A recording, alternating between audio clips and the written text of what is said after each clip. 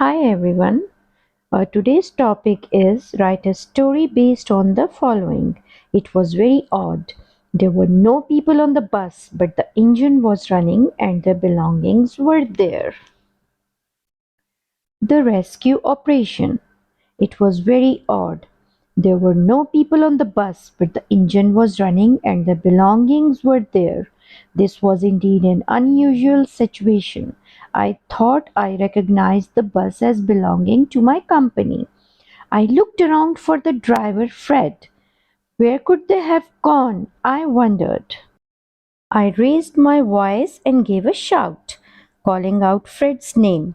There was no reply. I looked back at my bus. The passengers were talking excitedly among themselves. Then I signaled to them that I wanted to join them in the shouting. They responded enthusiastically, and I think they must have created a noise. They would have been heard for miles. Sure enough, I heard a response coming from below us. I looked down the mountain side. Far below, I saw people, and right in front stood Fred. I recognized him on account of his paunch. I waved to him and he waved back. Then he pointed to something. I looked.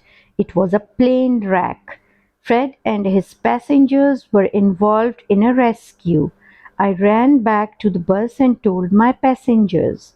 They needed no persuading and got down from the bus immediately. I pointed out the wreck to them. They ran down as a body and I had to hurry to join them. Down at the wreck, Fred had things well organized. There was no wonder the man had spent more than 30 years in the army as a logistic NCO. It just happened that the crash had happened in a desolate place where no one was about. Fred explained that they had actually seen the plane go down.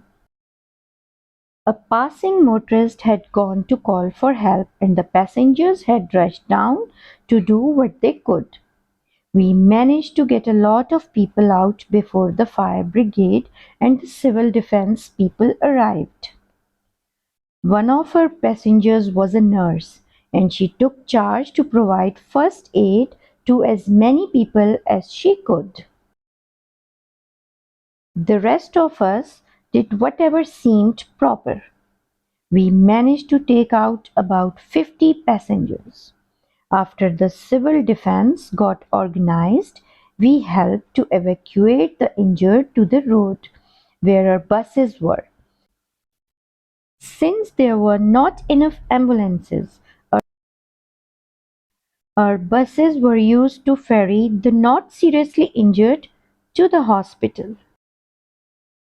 In spite of all our hopes and tears and hard work, we could save only about half the victims.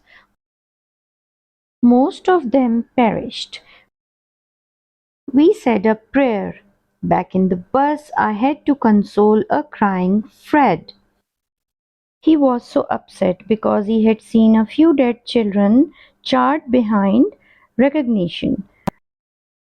I tried my best to explain to him that he had done his best and that there was nothing more he could do.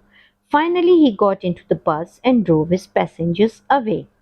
I climbed into mine and met a group of stolid, silent passengers.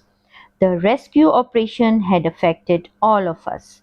We knew that we would remember all those suffering faces all our lives. But along with those thoughts would also be the thoughts that we had saved a few of them.